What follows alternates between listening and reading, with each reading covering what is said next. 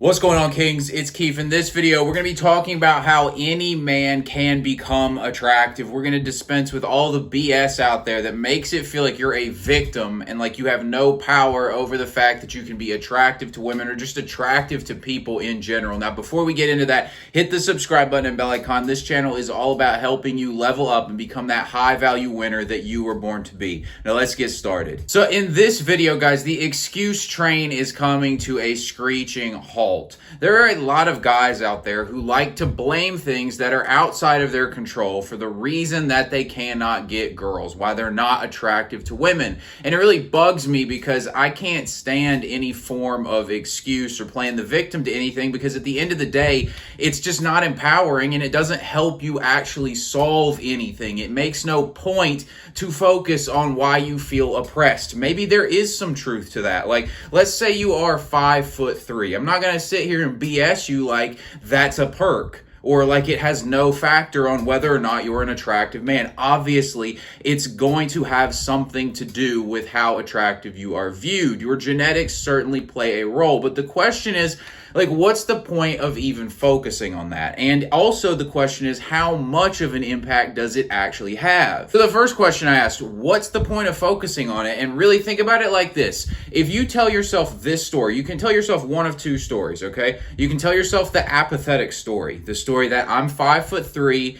girls aren't attracted to short guys, and so that means I can't get girls. And so what's going to happen when you see a girl that you're interested in? You're going to tell yourself, well, I'm not going to approach her because I'm 5'3" and she's just not going to be attracted to a shorter guy like me. That's one story you tell yourself, and that story causes you to not go talk to the girl. Now, what happens if you had an optimistic story in your head and you believed in yourself, and rather than focusing on why you were a victim, you focused on situations where the fact that you were short had nothing to do with whether or not you got girls? You can think of people like Kevin Hart or Mark Wahlberg or all these other kind of like shorter actors who have very attractive partners. And you could look at it from that perspective and say, oh, I can get girls whether or not I'm short. And then with that attitude, you actually go approach the girl because you're feeling optimistic and you're feeling empowered.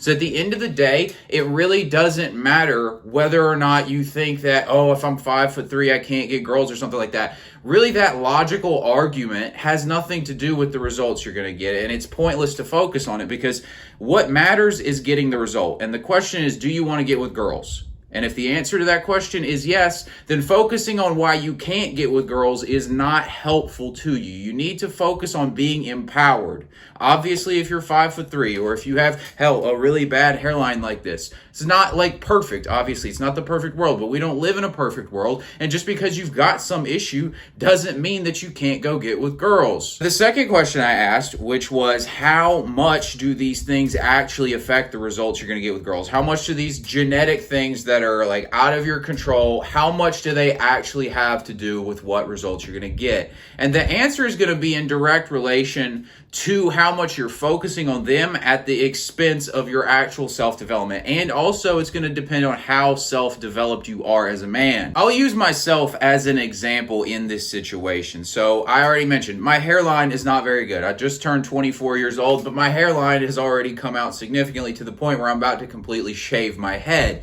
Now, that's obviously, especially at a younger age, something that most people would consider a detractor from your attractiveness.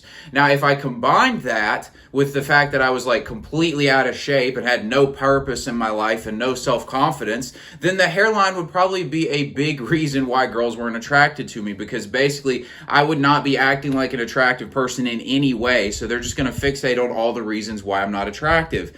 Now, because I'm in good shape, I have purpose, I carry myself with confidence, it's never been an issue. I've not had a girl bring it up yet since I shaved my head. And it's the same thing with anything that makes you insecure about yourself that you think is the reason why you can't get girls. If you keep telling yourself this story that my height has something to do with why I can't get girls, or my nose is too big, or my hairline's the problem, if you keep telling yourself that story, it's just going to ooze out of how you carry yourself. And you're also not going to go and do the things that you could actually do to make yourself more attractive. So for example, if you're too busy telling telling yourself the story that like I have big ears and girls don't like me because my ears look funny, you're probably also not going to go out and try and like make yourself look stylish and attractive because you're too busy focusing on why it's completely hopeless for you in the first place. I really want to empower you guys to understand that the majority of your attraction to women is 100% within your control. I would say at most 10% of it is outside of your control, but I'd rather focus on that 90% that I can control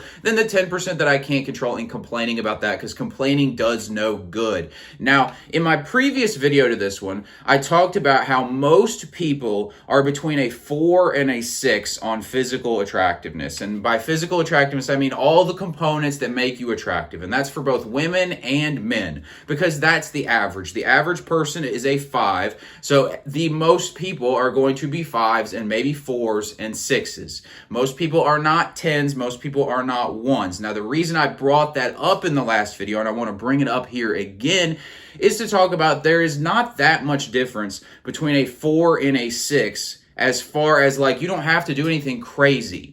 But the results are powerful, because if you're a 6, that means you are on the attractive side of the scale. If you're a 4, that means you're on the unattractive side of the scale. And it also is going to alter the range of available options you have to you. So, for example, if you're a 6 as a man on your complete attractiveness, you factor in every aspect that makes a man attractive, you find yourself as a 6, you have the potential to probably date a 7, and definitely a 6, and definitely a 5. If you're a 4 as a man, you're probably not going to even get a 6. At best, you get a 5, and you're probably going to be dating 4s and 3s, which are unattractive women. So you can see there's a huge difference. And I also talked about how going from a 4 to a 6 is very doable and really requires just basic shit.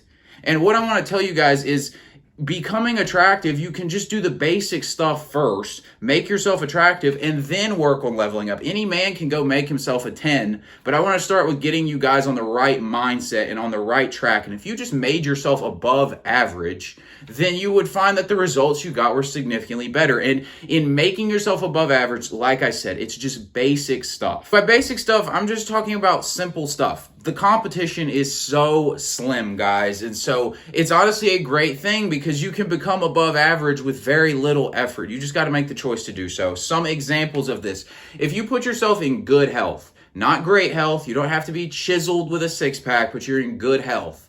If you have a good social life, you have some decent social confidence, if you have good hygiene, not exceptional hygiene, you don't have to get your eyebrows waxed and all this kind of crap, but like you just have basic hygiene, like you don't stink, things like that. You have normal, healthy posture rather than having your shoulders slouched, your neck forward like this and all that crap. You've got good posture, you're confident, and you're in good health. You will be on like the 6 side of the scale already, because most people aren't that. Throw in being independent financially and you'll definitely be on the 6 side of the scale. And after you've done all this, start focusing on leveling yourself up more and more and more. But I really want to point out to you guys and make it clear that you have the power to make yourself into that ultimate attractive version of yourself. And it applies to more than just attraction. I just can't stand the victim mentality in people. I want you guys out there killing it in life and believing that it is within your power to actually go achieve your results, because that ability to believe in yourself is the first thing you have to have if you're going to get a result. If you're immediately playing the victim card, you won't get results.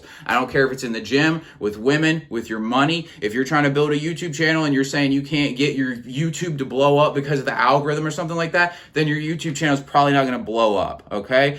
Everything in life you need to be empowered on. So I want you guys out there empowering yourself. Focus on what you can control and start leveling yourself up, and realize you have the power to be attractive. You have the power to accomplish what it is you want out of life. If you got something out of this video, give me a like, hit the subscribe button and bell icon so you don't miss new videos. Thanks for watching, and I'll talk to you later.